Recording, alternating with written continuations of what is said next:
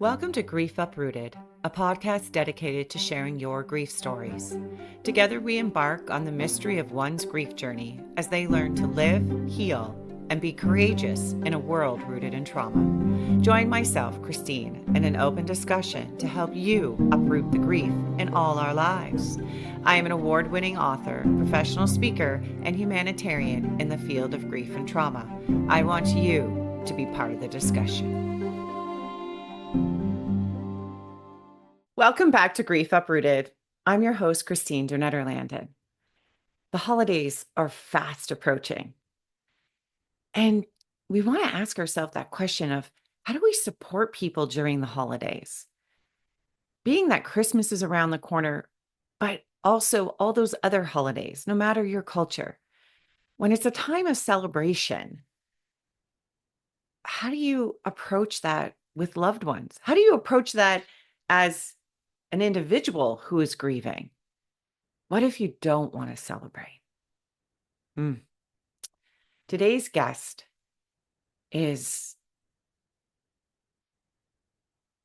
just a remarkable woman, Andrea Warnick. She brings over 20 years of expertise as a registered psychotherapist, registered nurse, and thanatologist. Andrea has dedicated her career in supporting grieving children. She has developed camps. She's worked across North America and beyond. She's really worked and advocated for social justice issues. She's truly a trailblazer. I think that's a great name for her in creating bereavement space where it's the most needed.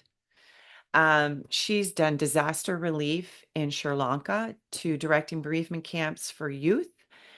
She has a very compassionate approach, and she's touched thousands of lives. So today, I am so honored to have her on to really tackle this subject. What do we do in those holidays? What do we do if we're grieving? And maybe we don't want to put up a Christmas tree. Maybe we don't want to celebrate New Year's. Maybe we don't want to celebrate anything. And how do we tackle that? And then, as a friend of these loved ones, how do you approach it when they don't want to celebrate? Do you push and ask them to do it? Or do you take a step back and let them do it the way they want to do it, how they want to celebrate the holidays? Join me today with Andrea Warnick. So excited to have her here. And we're going to answer some of your questions on how to celebrate the holidays when you're grieving. Let's go. Have you thought about the holidays? They're fast approaching. And I know that a lot of you have written in and went, what do we do during the holidays? Especially if you're the listener right now and you're thinking, I don't want to celebrate Christmas. Actually, I don't want to celebrate any holiday. Today, I am so excited to have Andrea Warnick. We are going to dive in. We're going to dive deep into what do we do with the holidays with our children who may be grieving the loss of a parent or a sibling or a grandparent. Do we celebrate these holidays? And do we push an individual to actually want to celebrate, or do we respect their space and kind of back off? So before we start that, I just really want to welcome Andrea. Thank you so much. I know that it's kind of like I've been in awe of the work you do. I know every episode tears come, and I'm not apologizing for them, but I didn't expect this. But when you get to meet somebody that I really admire you. Oh, sorry about that. Truly admire the work you're doing. And I think a lot of your resources also inspired me. And I carry my emotions heavy on my shoulders just for the fact that I think it's okay to have a good cry. And when I started Grief Uprooted, I wondered where the direction would go. And I've just been so honored to have individuals such as yourself that have really been trailblazers in this industry. And so many people tell me there's not a lot of resources, there's not a lot of places to go. And I know in my own path and even in my career, there are places to go, such as your place. So before we start, I'd love to know what brought you to grief, Andrea, and welcome. Oh, thank you so much, Christine. It's wonderful to be here. Mm, This is something I'm deeply passionate about it. I came to it young, mm, like so many people in this field. I had personal experience. My aunt died when I was 11, and her kids were little. They were 5 and 10. And I was in a loving family, and I watched yeah. everything go down. And everything was incredibly well intended, but there was a lot of things that were really misguided too. And the kids were never told their mom had cancer for 5 years. They were never told that she had cancer, let alone that she was dying. They didn't attend the funeral. I mean, very much the way it played out in my family is quite the opposite of what I'm often teaching or encouraging the families that I individually support to do. So I started reading books about death and dying at age 11. And, I didn't know how to do any of this, but I just remembered having this nagging feeling like I'm pretty sure the way our family is doing it is probably not the best way. Yeah. But I'm very close to my cousins who are now adults too and parents. And so I've been able to have really open conversations about their experience. I think it was through that experience I went into nursing myself and realized pretty quickly as an oncology nurse that my aunt probably had no guidance offered to her Yeah. how to do this with her kids. And so that certainly became a passion of mine too, is like, how do we actually provide, whether it's an adult who is ill or dying or a Mm, child, how do we in healthcare bridge that gap and make sure people can make informed decisions about how to support their families? mm. And from there, I ended up becoming a psychotherapist. So I could spend all my time talking about Talking this about it. instead And of just, did you as I was find being as did you find as a child, because I think a lot of time my tears come out when I'm talking to someone like yourself, because this has been a dream of mine. This has been a dream of mine to bring awareness to grief.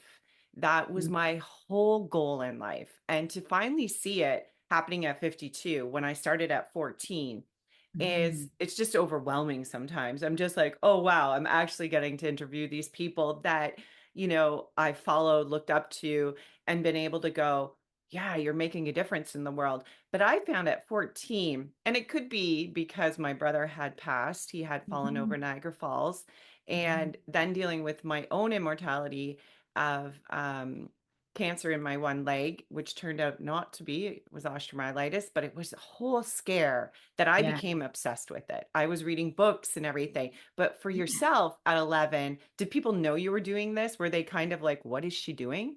Um, Yeah, I think my Irish Catholic father was very intrigued by, no more my, needed there. yeah, exactly.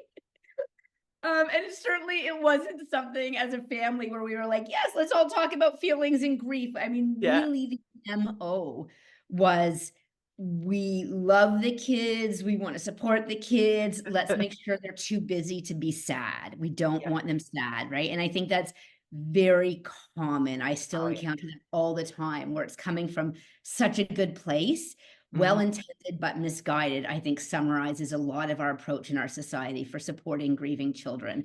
And Yeah. that's exactly what was playing out for us.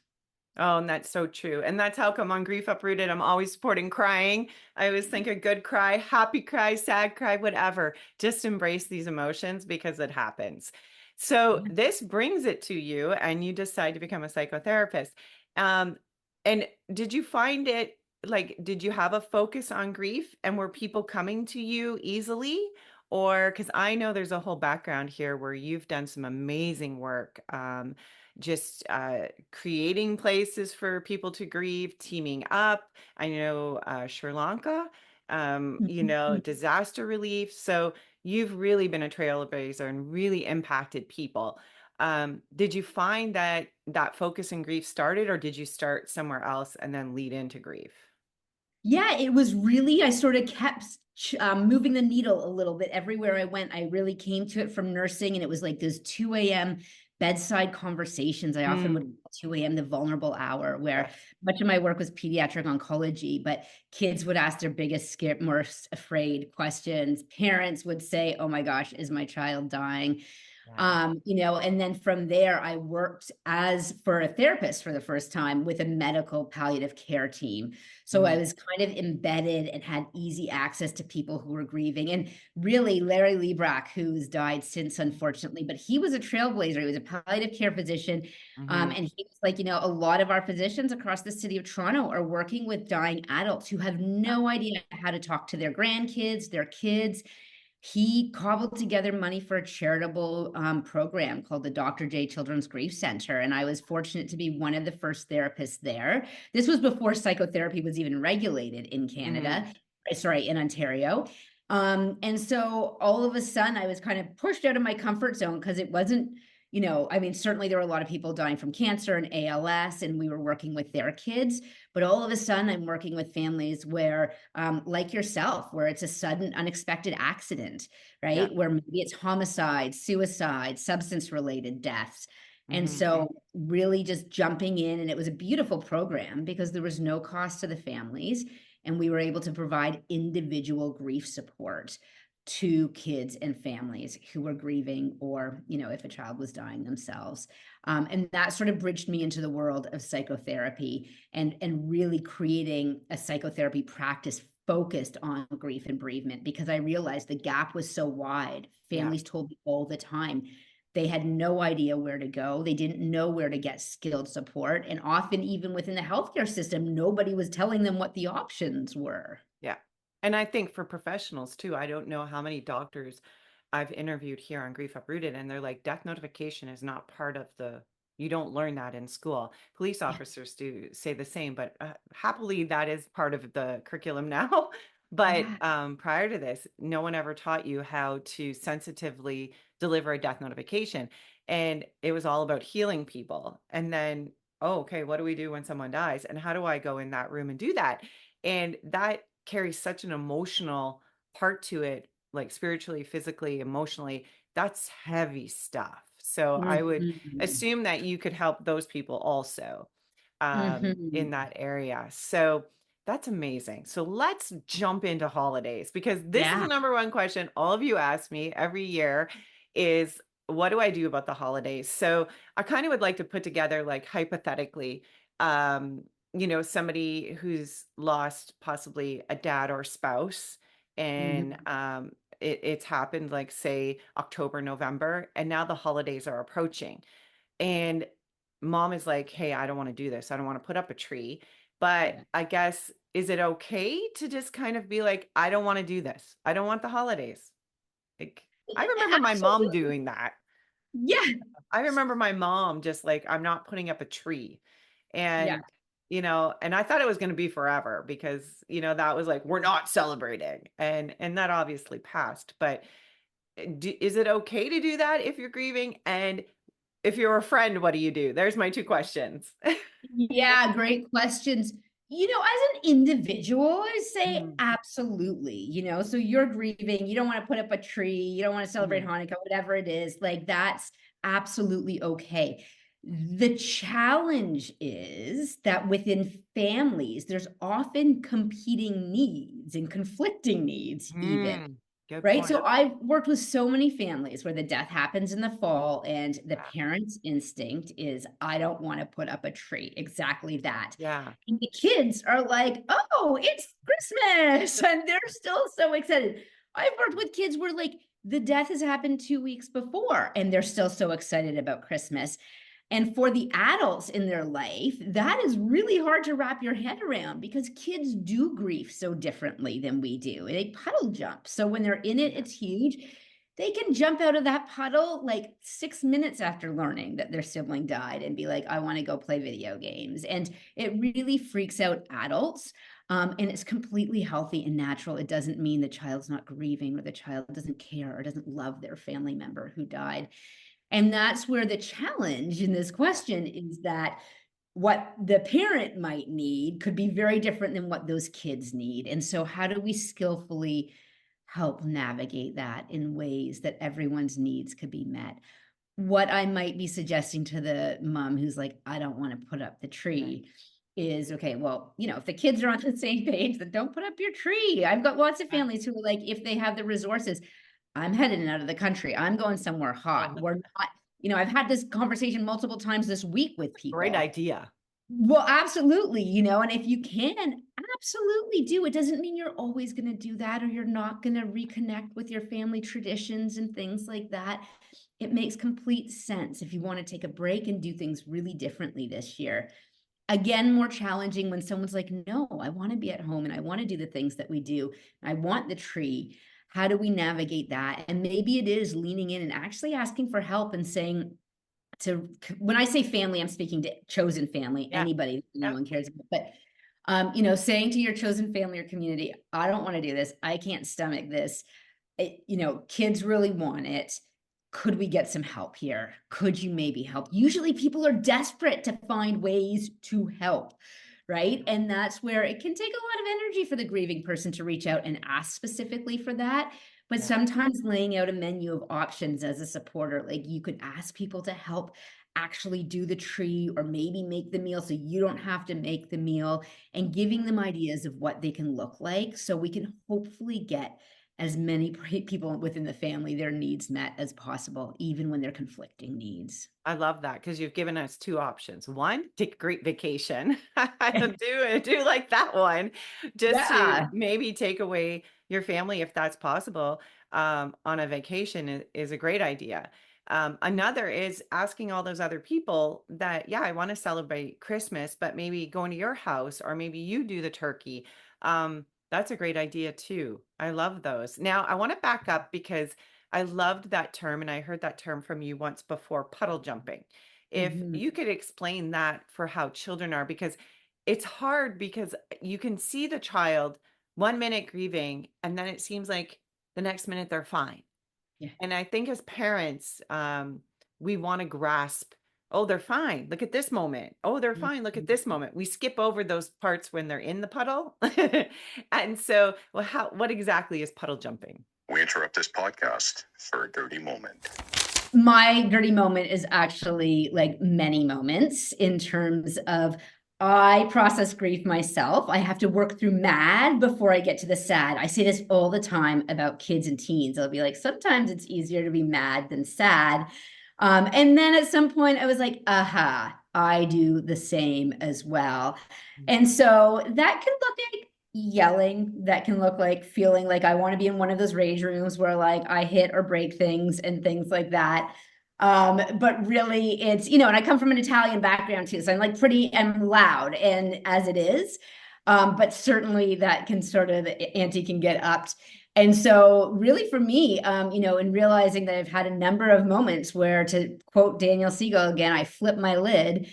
I'm learning like, how do I sort of in safe ways work through and find ways to process the grief, right? Process the sadness before it comes out as madness. And sometimes that looks like, sitting in the car, putting on that song that I know is going to bring the grief to the surface, as long as I'm, still able to actually drive, and just hang out with it. And it's really, for as much as I talk about this and I support people, it's really been a deep learning for me too. What does it look like for me to be able to just hang out with my grief and really touch into the sadness to do so? Yeah, so it's just, I think it's a beautiful description of how Mm, kids do grief. My colleague, Kayla Eaton Russell, who's an incredible child life specialist, uses the language of chunks. Kids grieve in chunks. So mm, in the short term, this is like, okay, I'm in it and I'm devastated, and maybe I've just heard horrific news.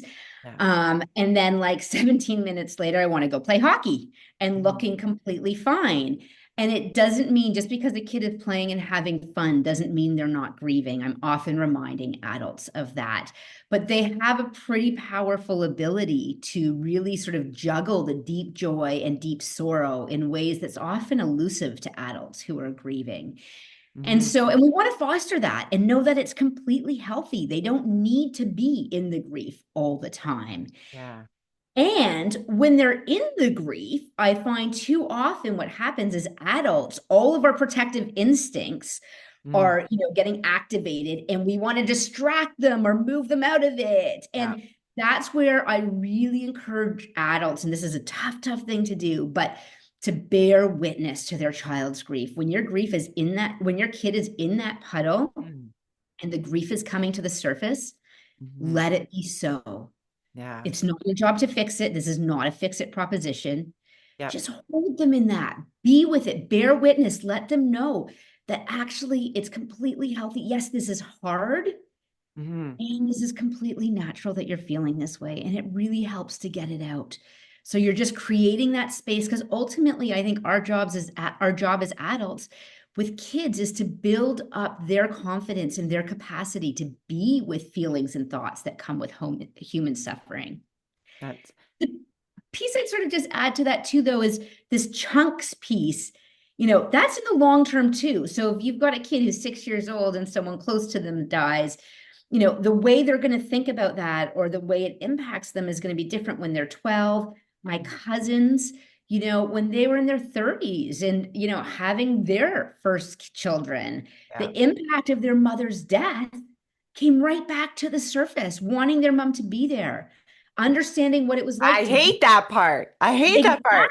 exactly, yeah. That's the part I cannot stand. When you get married, somebody's missing. When you're celebrating something, somebody's missing. And I'm like, this happened when I was a child. This is enough, right? It's the But it's sad there. side of every celebratory time in life, Yeah. too, Yeah. right? There's also the missing of that person. Mm. And sometimes, to use Dr. Daniel Siegel's words, name it to tame it, just Yeah. acknowledging that's a really hard part of grief, too. Yeah. And this is something kids tend to be really good at, is having the joy and the sorrow all woven into the same 5 minutes, That's fair. essentially. So when you're in the puddle, this is my question is, um, because in my work, it was creating space for people to feel comfortable to express their emotions. Mm-hmm.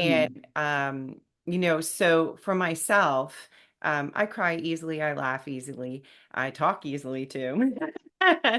And Love it. I often found that by really just feeling what I'm feeling and acknowledging it and allowing it to happen, I do that a lot on Grief Uprooted. What do you do as that parent when that child's in the puddle? Because I know parents always want to be like, I want to be strong. And I know in Mm-hmm. my career with my children, I've said, mom's soul hurts. Like, mom witnesses stories Mm-hmm. and they're heavy sometimes. And so I just allow my body to do what it needs to do. And that might be go running, that might be in the woods, that might be meditating, that might be my tears are rolling, but I'm capable of talking. Mm-hmm. And what do you do as a parent if when they're in the puddle, you want to cry? And I Mm-hmm. often feel like it's like you don't want to, like sometimes you know how you have just a bad cry, you look ugly. It's an ugly cry. Yeah. And then you have cries where you're like, whoa, I can pull this together. I'm just emotionally Mhm. being affected. Um, what do you do with that? Because I think it's tough as a parent, because as soon as you see that baby, you're going to break. Yeah, absolutely. And I think part of that is reframing this idea of strong, Mm, right? What is strength? I'm doing this with like 4-year-old kids and 84-year-olds, but like yeah. actually the strongest, bravest things we can do is allow ourselves to experience our feelings, our thoughts that come with sorrow, that come with suffering and grief. Mm, So I don't see it as a weakness at all to mm, be going into entering our grief. I find that actually one of the bravest things we can do. And what I really encourage parents to do is to model grief. If mm, you're supporting your child, because it's not about what are you doing, it's really how are you being? Can mm, you cultivate that space and allow the child to feel their feelings and the thoughts, and know that it's okay to do so? And sure, you might tear up or you might cry as a parent. mm, I like to encourage families to say, you know, I may cry too, and that's okay. You don't have to fix it. yeah. Right. And, you know, to your point, though, if it's one of those times where you're brought to your knees and it feels Yeah. overwhelming, that can be hard for kids to see. Right. Mm, And I work with kids all the time who, you know, they were home when the police officer came to the door. And so they did mm, see their reaction when their parent first found out that the person died. And so I really, you know, we work on debriefing and really helping them integrate that experience. But I'm talking more to our day-to-day grief. yeah. I encourage parents to model grief. It's okay to cry. Let your child know you have all these grief feelings too, and you can still take care of them. Yeah. And they don't have to fix your feelings and they don't have to fix your grief.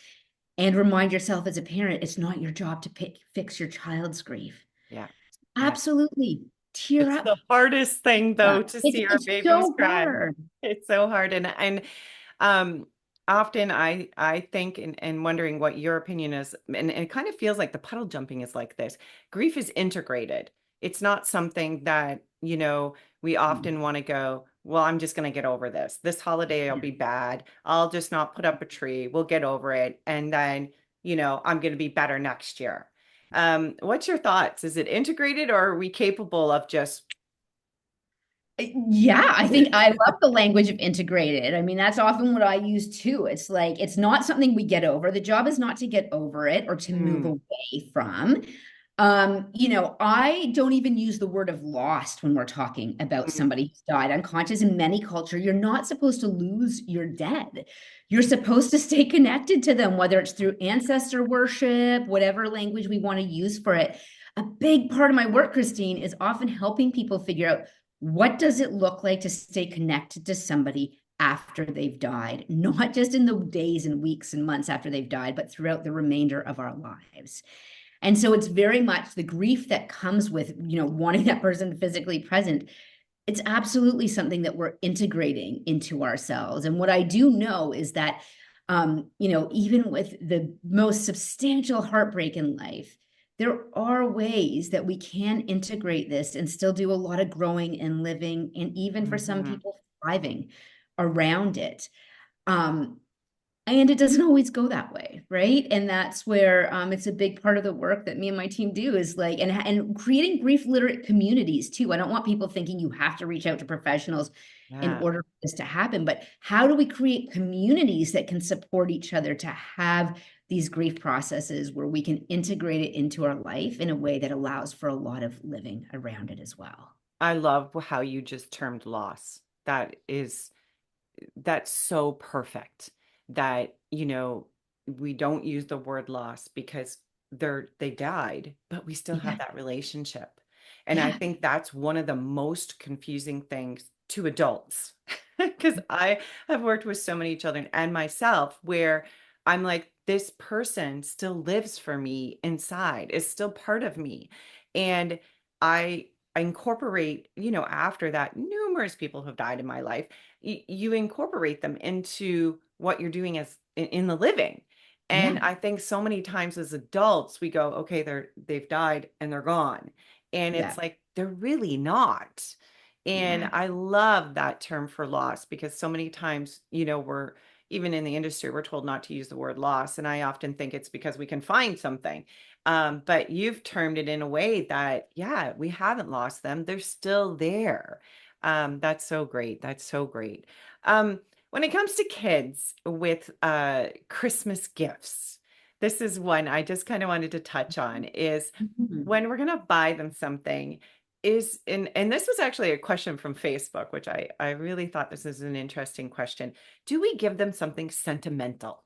They wanted to take something from the grandma who died, and they were going Mhm. to put it together into a gift, and wanted to give it to the child at the time of Christmas, but was Yeah, worried if they open the gift and they see it, that this was going to wreck Christmas. So there was a lot of opinions, trust me, a lot of opinions that people had on this. So oh I yeah, thought I I'd bring the bet. question on our Christmas episode and go, okay, should we hand them something in remembrance of the loved one who died at Christmas time? What's your thoughts on that? I love that idea. Yeah. Nothing's ever straightforward in grief. So I'm not going to say 100% of the time that's going to be a good idea. If you've got Yeah. a kid who's giving clear indications, they don't want to be talking about it, they don't want to be remembered. Like, that's a kid who, probably needs more support in Mhm. integrating the grief. And I don't know that that's necessarily the kid that I'd be giving a sentimental Christmas present, Yeah. reminding them of the thing they've given us a clear indication that they don't want to be talking about or thinking about, right? And that's probably a whole other conversation about what I do to Yeah. support that kid. But I'd say for the majority of people, they're going to welcome something like that. And a child might, sure, they might tear up, they might cry, just the way we are as an adult. That doesn't mean it's going to wreck Yeah. Christmas or derail Christmas. This is where I do a real reframe for people again. if your child opens up this memory of grandma and starts crying, you've not made them sad. They're sad because grandma died. You're helping that sadness and inviting that grief to the surface. Oh, Right. And okay. that's like, I think that really helps people not feel like I'm inflicting sadness where there wasn't any. I assure you, it Yeah. was already there.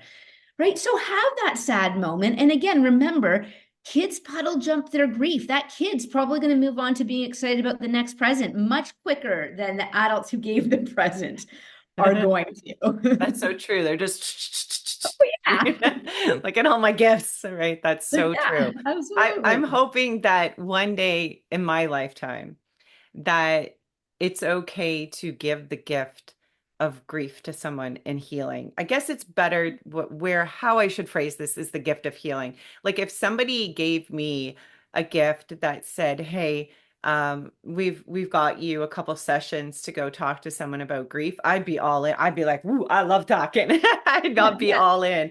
Or somebody gave me, you know, a book on it, and like maybe this will help you out.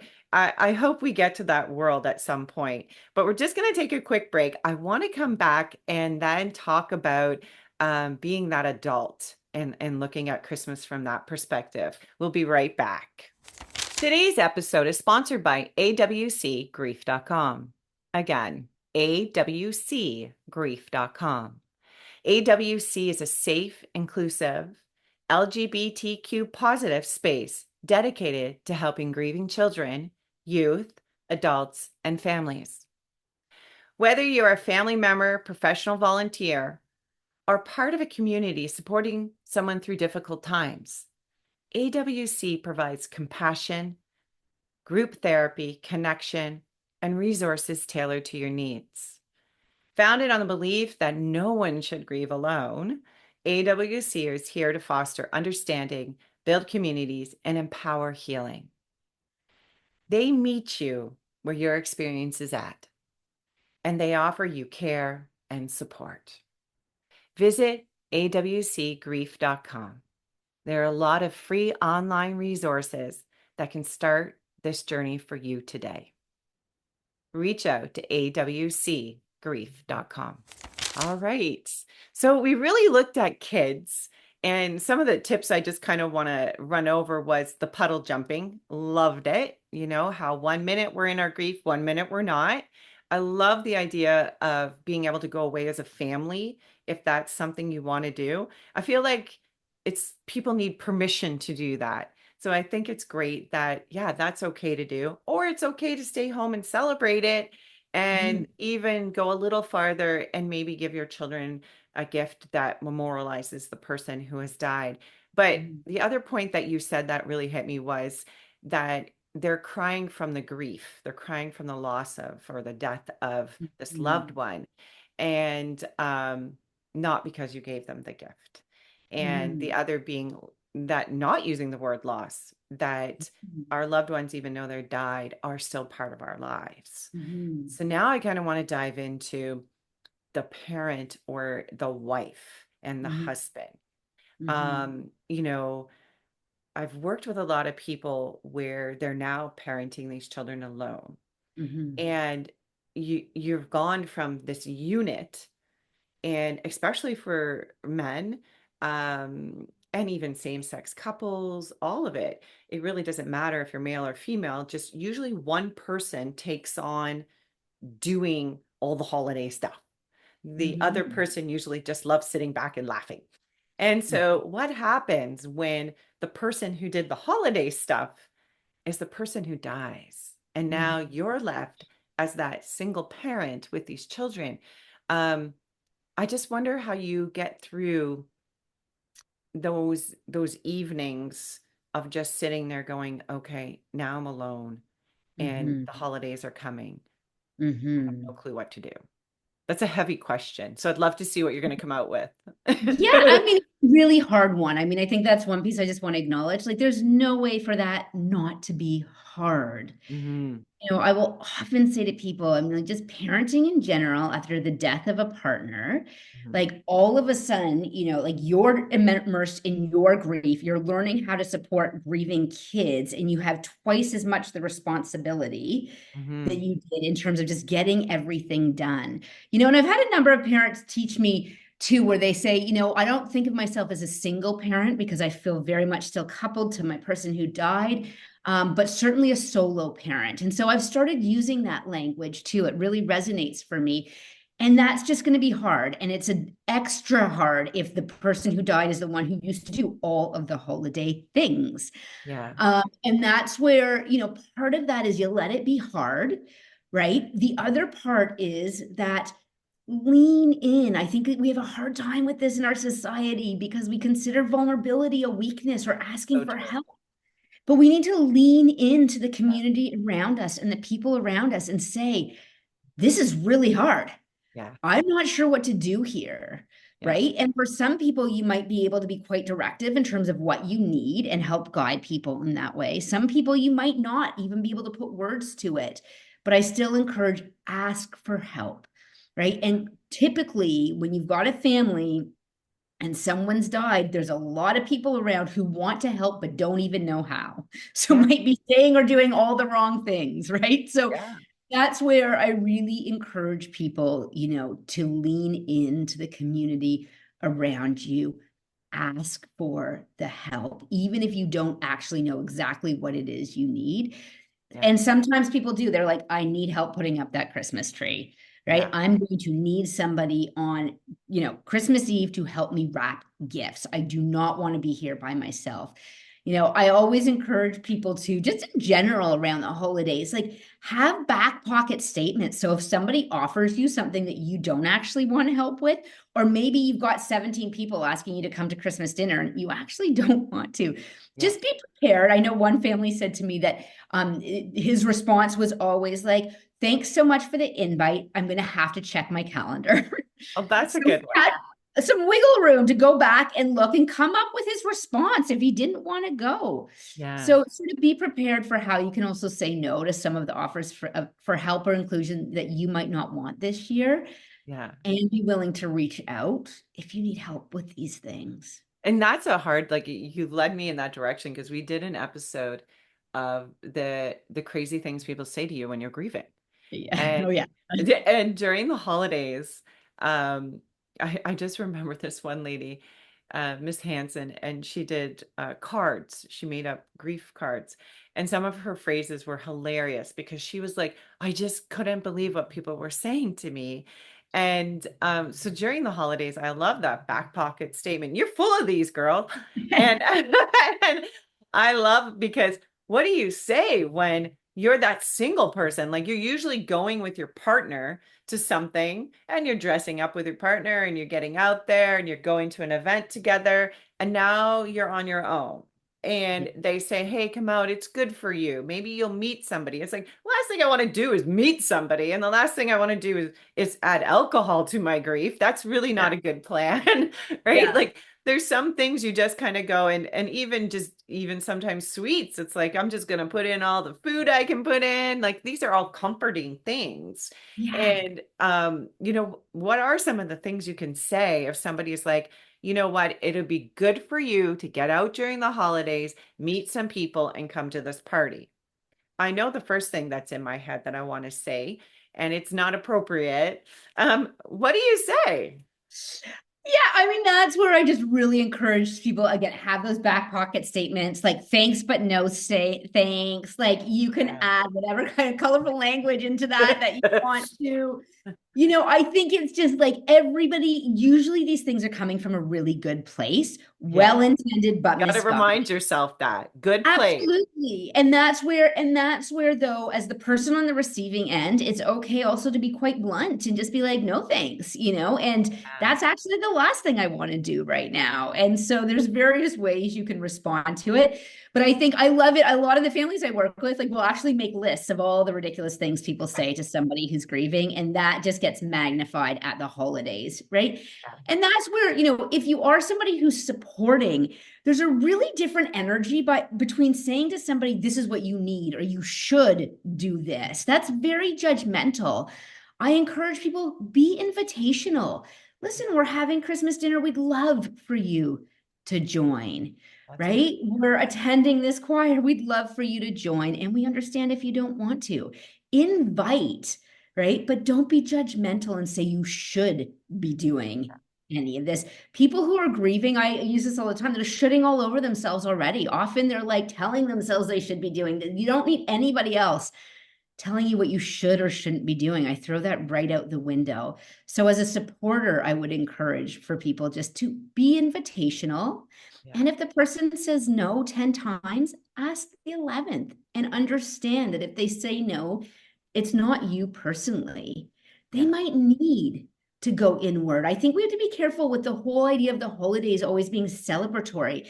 That is not going to resonate for anybody who's heartbroken. This idea of celebratory holidays, that's okay. You don't need to celebrate them, maybe survive them. Well, that's what we're hoping for.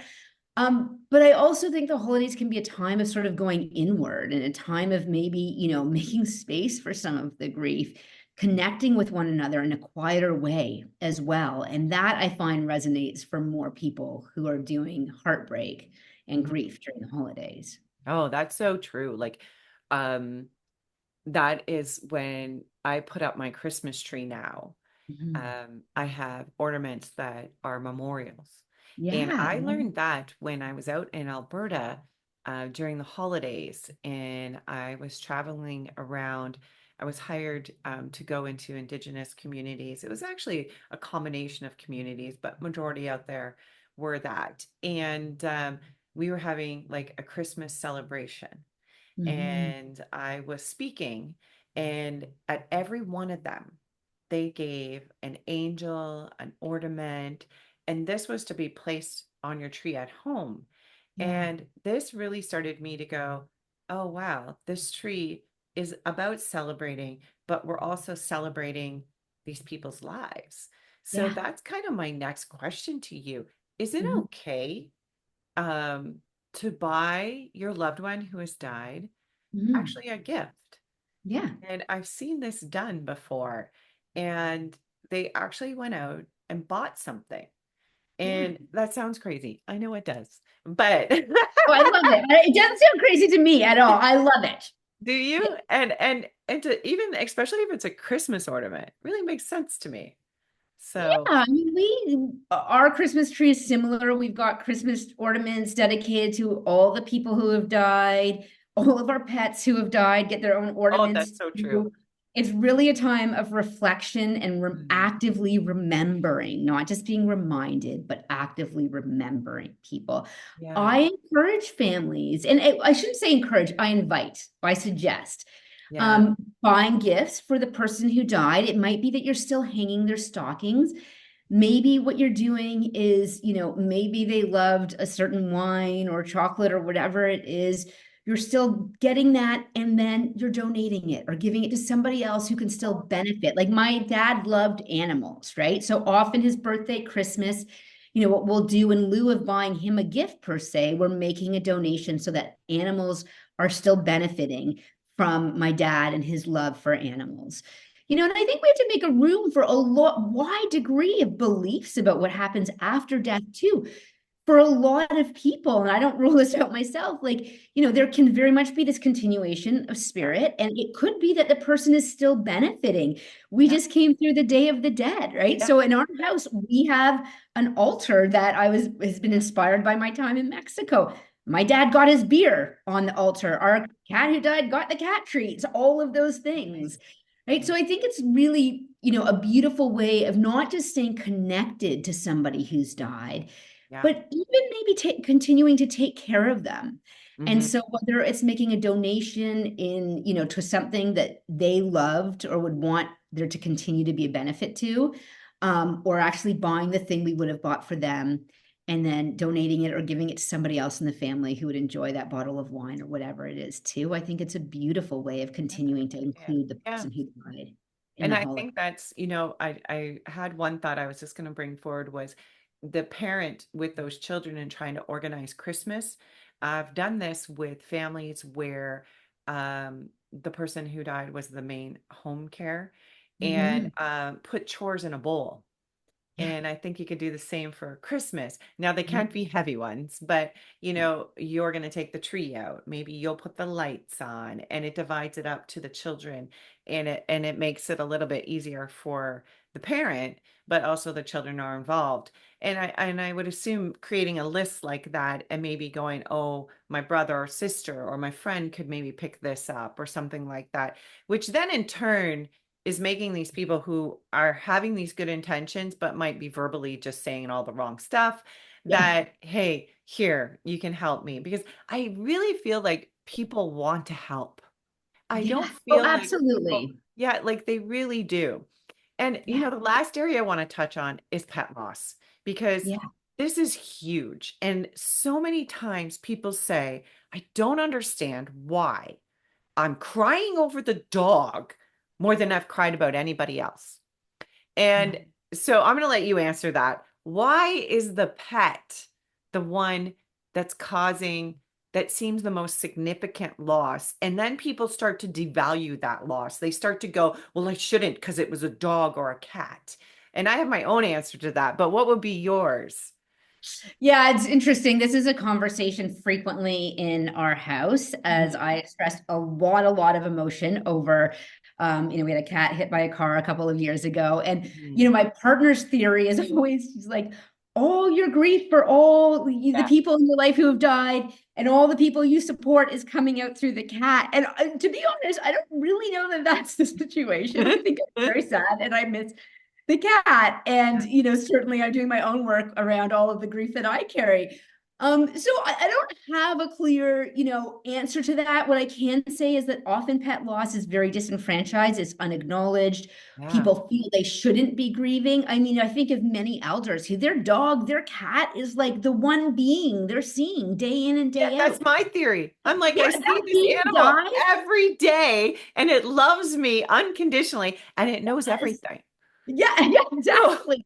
Exactly. And that's where I really encourage with grief like that. We don't judge it, right? Yeah. So maybe Oh, it so is other losses that are also coming out through the loss of the pet or the death of the pet. Maybe not. Maybe it's just all about the death of the pet. And I think the good news with grief is we don't totally have to get to the bottom of that. But what we do want to do is ensure that people aren't judging themselves or feeling yeah, like they're minimizing their grief. Or if anybody else says, well, it was just your dog, that you can take that in your mind and throw that statement right out the window. Anytime someone says it was just, they're about to disenfranchise someone's grief.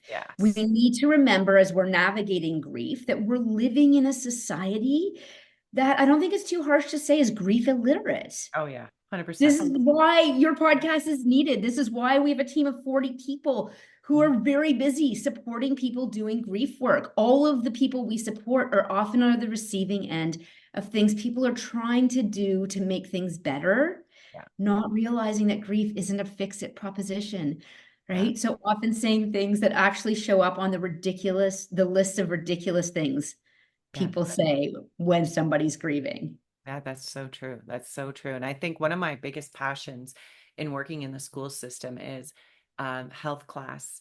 I say, Mhm. we teach them how to have sex so easily. And Mhm. why can't we just add in, you may get Mhm. pregnant and Yeah, that baby may die, or the partner that you had sex with, that you fell in love with at that time, or you just had sex with, may die. yeah, We don't need any more to it. We just yeah, need to say, and then that will cause human sorrow.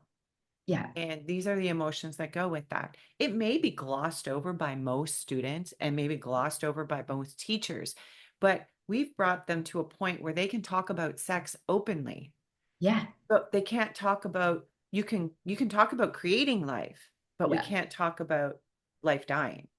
And that absolutely. infuriates me because I think it only takes a few words, Yeah. and maybe we'll gloss over, but man, they would later on in life go, oh, I think they talked about this. I think Eh, somebody put a seed there and I just never wanted to face it, but this does happen.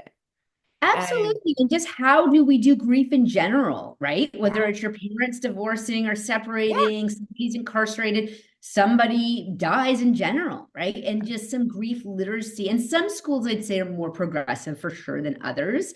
Mhm. Um, Definitely, like in New Jersey, it's actually grief literacy has now been mandated in I schools. know. And Very exciting. yeah. And I hope it to see a lot more of that. Well, I Um, know in Europe, it is very like when I was in Europe, I was just so impressed with the hospices and how this was, mhm, but also birth was embraced, right? mhm, You had babies at home and thing like that. So I think I would love to just touch on my one last area would be that divorce. You mhm, know, being able to have Christmas when mom and dad are divorcing. And mhm, I think that's so different, but at some points I want to say harder mhm, because both people are living and both people are really going at each other. mhm, And, how do you really, with that grief, it sometimes feels like, and I'm just surmising here, so you're welcome to write in and yell at me.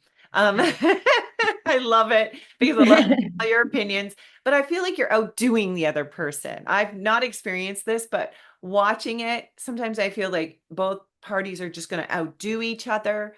And, mhm, that sometimes is like what you're saying, keep yourself busy, don't deal with the grief, don't deal with the grief. But sometimes you do need to, like mentioning, sometimes Christmas is a time for you just to reflect, mhm, get a couple days off to just be for yourself and, maybe do something that's self-care.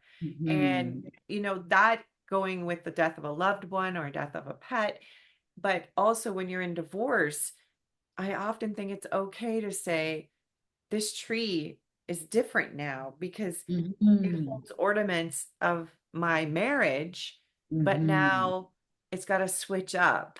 And I'm mhm, assuming most people would tackle this so differently. Like some might want a whole new Christmas tree, mhm. but some may want to. So, like, how do you do that? Yeah, it's a really complicated situation. And that's where I think, for any kids in that situation, that's where it can be really helpful to have people outside of the family, whether it's professional support and a skilled therapist, whether it's a beloved auntie, whatever the situation is, just checking in with kids about how this is and validating that this is hard. Fostering that grief literacy. Grief isn't just when someone dies, it includes when your parents divorce, and maybe they're at each other's throats, or maybe you can feel that competition or no one's getting along. We really want to be able to help kids narrate that and validate their feelings around it. My suggestion to those parents, be it mom and dad, mama, mommy, papa, Yeah. whoever it is, whoever Yeah. the people are, get your own support, right? Like if you can see, sometimes we do this as adults, we see we're in patterns we don't feel good about, but we Yeah. don't necessarily have the tools to get out of them. I'd say reach out for some professional Yeah. support to get help with that, right? I Yeah. think that's so important to be able to own that as the adult in this situation. If you're recognizing we're in a pattern and this is not a healthy one. I love your message, and I feel like it's a very strong one that grief literacy, like it's to be educated about grief and Mhm. to realize it exists in so many different levels of our lives. Mhm. And with the holidays approaching, being able to recognize that it's there and Mhm. being able to take that time to slow down a bit, figure out Yeah. how it's going to work for you, and to Yeah. know it's okay to be vulnerable and to know it's okay to reach outside and look Mhm. for support through that, being professional or Mhm. being you're looking for a friend. So I Yeah. know everybody's most probably dying to figure out how they can actually reach out to Andrea. And so I would love for you just to say, like, if anybody listening to this would love to come and work with you or your team, Mhm. because I know they're amazing. Yeah. What's your website? What's the website? Yeah, it's www.awcgrief.com. Okay. Yeah, and we've got quite an antiquated website there that will get Yeah. updated at some point, but it sort of outlines the team. We do a lot of individual therapy, including trauma work, EMDR. And for the folks who are out there doing the work, I mean, we do clinical supervision. So for people who are doing lots of grief or trauma work, really creating spaces for therapists to be able to come together and lean into one another and learn from one another, because this is heavy work Yeah. to be doing. It's a lot to be carrying as individuals, even when we're doing it professionally and we're bearing witness to the stories day in and day out. So true. And she has a ton of free resources on there. I know that I love to click on there and refer people like just read this little article or, just knowing you're not alone. Yeah. I can't thank you enough for coming on. I love it. You clearly saw my emotions when we started. I was not prepared for that. This has just been a lifelong dream. And to be able to now have the time and space given my age and my children now, to really dive into something I love and to realize it's your purpose it's mind blowing to me. And I feel so prepared when I'm going to do it. And then when I go to do it, I think, holy crap, I'm really doing it. So, my motto is dreams do come true. And sometimes your dream isn't one that fits the norm, but it is so great to be here. And I just absolutely love all that you do. And I thank you so very much for coming on and sharing this. And I think you really support exactly what I say at the end of every Grief Uprooted podcast. It is only together that we grieve, and it is only together that we heal. Thanks for tuning in, everybody. Bye. Grief Uprooted professional grief and empowerment coaching are not to be used as a substitute for professional advice by legal, medical, financial, business, spiritual, or other qualified professionals. All our products and services are designed for grief empowerment through learning and sharing of one's lived experiences.